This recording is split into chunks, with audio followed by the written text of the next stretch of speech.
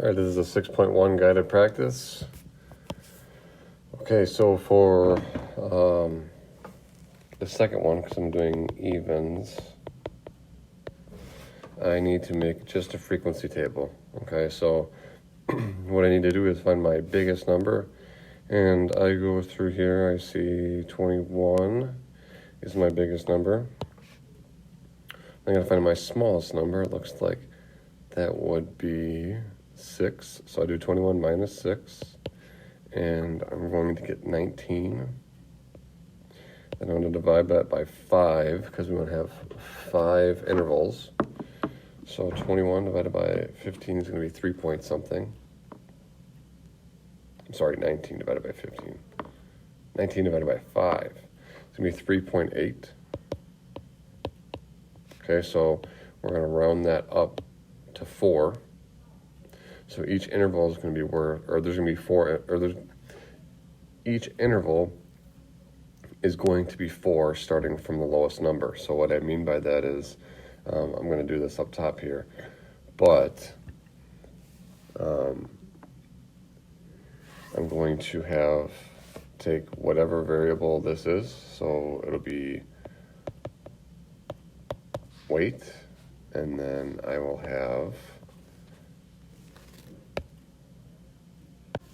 then for the right side it's going to be the frequency, or how many times it happens. So starting with my lowest number, which was 6, and I know that each one's going to be 4, I'll do 6 to 10, because the difference is 4. Then I'll start with the next letter, the next number, which is 11, and I'll just add 4, so to 15. And then the next number is 16. 16 plus 4 is 20. And then I'll do 21 to 25. So then from here, what I need to do is just start marking off how many times do numbers fall between the 6 and 10. So I'll know that 10 does, 6 does, 9 does, 8 does, 8 does, and 10 does. So I look, double check what I crossed off, but then there's 1, 2, 3, 4, 5, 6. So that happens 6 times. Then 11 through 15, so any numbers that are 11 through 15. So that's 1, 2, 3, 4, 5, 6. And then 16 through 20, looks like there's only 1. And then 21 through 25, looks like there's only 1. And that's how you do your frequency table. So again, make sure you take your biggest minus your smallest. You want to divide that by 5. So even though we only got 4 intervals, that's okay. And then after that, you want to count how many times, so for example, how many times this weight falls between 6 and 10. How many times that happens, because that's what frequency is, how many times something happens. All right, so now we're going to make a histogram. So even though we're making a histogram, we still have to make a frequency table. So price per yard. So what I'm going to do is I'm just going to make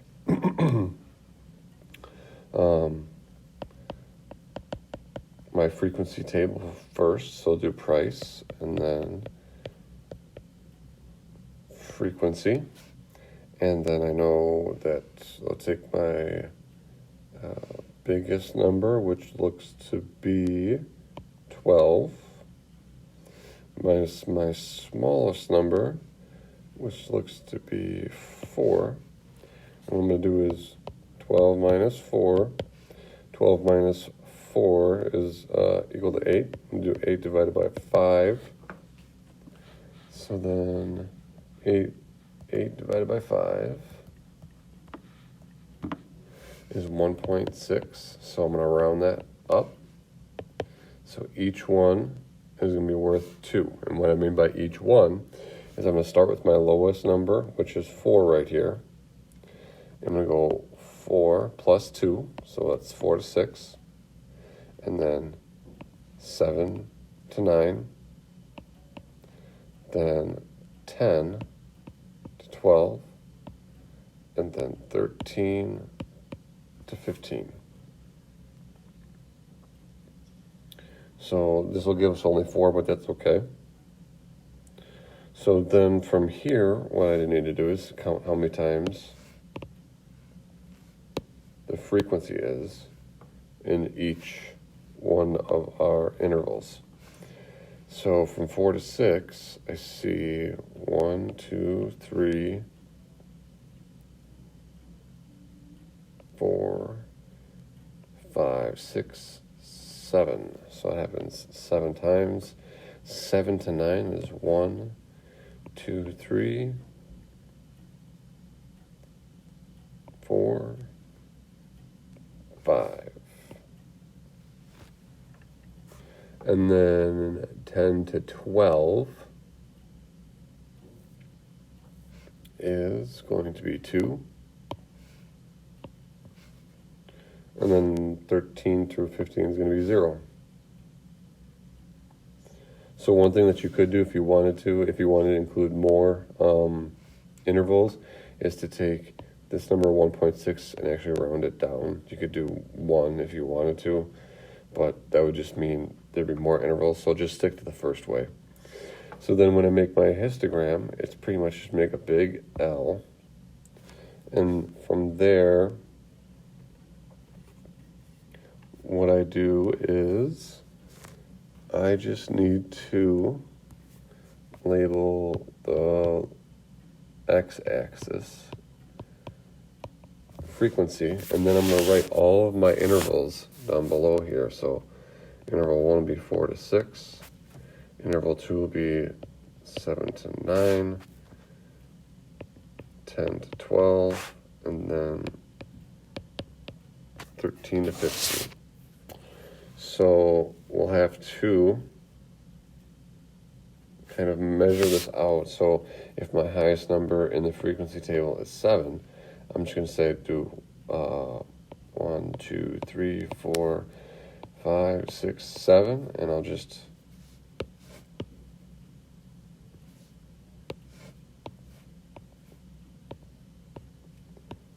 label that.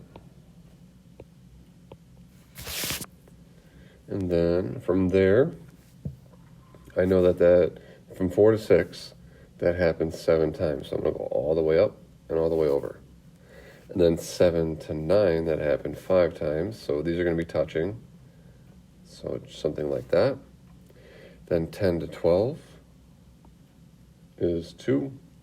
And then 13 to 15 is 0. And then just for visual sake,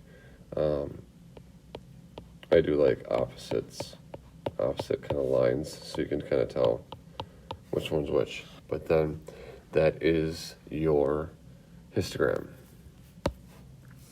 All right, tell if it's uniform, symmetric, or skewed.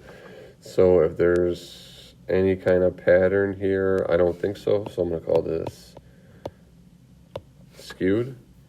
Now this one looks to be as if I could cut this right in half here and it would fold over on itself. So it would be symmetric. All right, the amount of gasoline that 80 drivers bought to fill their car's tank is shown. How many drivers bought more than 12 gallons? So more than 12 gallons. So this is the number of gallons. Starting here and on is 12.1 and above, so that would be more than 12 gallons. So this is, let's say, we'd probably say this is about 18 drivers. This is 12, and then this would be 4.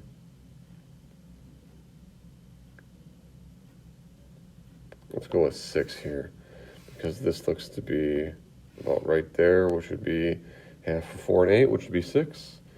So we would just do 18 plus 12 plus 6. So it'll give us 36 drivers. All right, create a situation including a data set in my everyday life. So on the left here, these are all the numbers of my fantasy football team during each week. So what I'm going to do is I'm going to take my biggest minus my lowest. So my biggest score looks to be 197. But I'll double check, and then my lowest score looks to be 112. So then what I'm going to do is I'm going to do 197 minus 112. And when I do that, I get 197 minus 112 is equal to 85. I'm going to divide that by 5. And that's going to give me 17. So there, 4. Landon. So that means each one of my intervals is going to be 17 points difference. So then if I look and if we do a data set, meaning we do a frequency table, I would have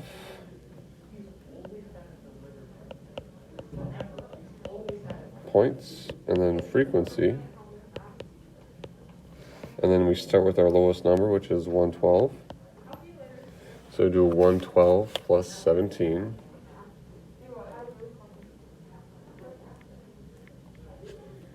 Hold on a second. And that's going to be 129. Let's start with the next number, so it'd be 130.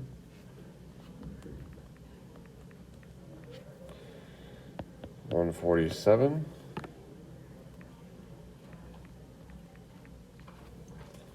And then I have 148 to 165, and then 166.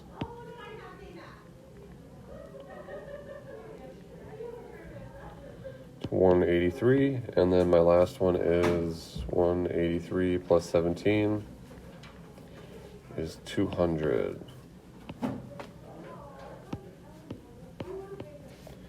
Okay, so now I just take the number of times each one of these has happened in the frequency or in the points wise, and put that in our frequency spot right here.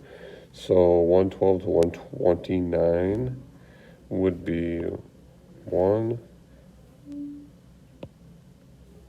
2, 3, 4. It's 4 times. And then 130 to 147 would be 1, 2, 3. So that'd be 3 times. 148 to 165, that'd be 1, 2, 3.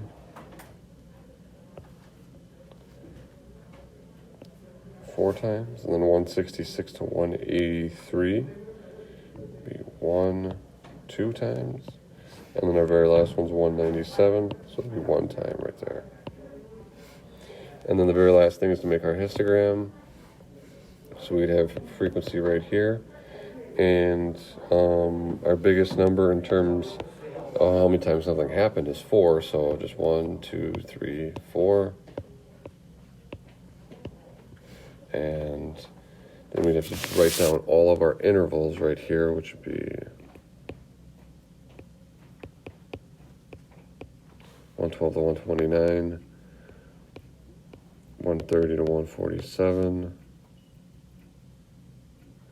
148 to 165, 166 to 183,